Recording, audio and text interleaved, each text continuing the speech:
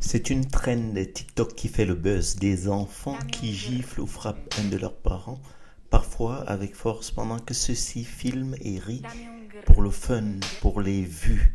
Dans certains cas, ce sont les parents qui frappent ou simulent une gifle à leur enfant. Le plus inquiétant, ce n'est pas seulement le geste, mais le fait que les parents eux-mêmes participent à cette mise en scène. Ce n'est pas de l'humour, c'est une démission éducative. Quand un adulte encourage ou tolère ce type de vidéos, il cautionne plusieurs idées dangereuses. La violence devient un jeu si elle est planifiée ou partagée. Le respect mutuel n'est plus une valeur de base, même entre parents et enfants. L'image vaut plus que l'intégrité. On accepte tout pourvu que ça génère des vues. Et l'enfant, lui, que retient-il?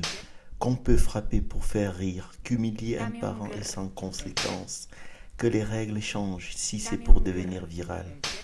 Alors les conséquences à long terme, banalisation de la violence familiale, confusion des rôles éducatifs, déstructuration des repères affectifs et émotionnels, incapacité à reconnaître la violence réelle dans d'autres relations futures.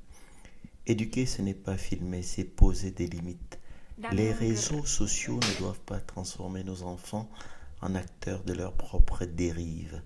Un parent n'est pas un complice de likes, c'est un guide, un modèle, un protecteur. Alors, chers parents, résistez à la tentation du buzz.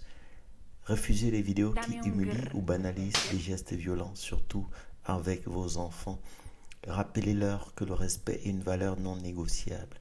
Soyez des modèles, pas des metteurs en scène de mauvais spectacles éducatifs. Alors, si vous avez vu passer ce genre de vidéos, partagez en commentaire et dites à ses parents qui peut-être ignorent l'impact que cela peut produire sur les modèles éducatifs. Je suis le docteur Sourire, le portier de la connaissance médicale.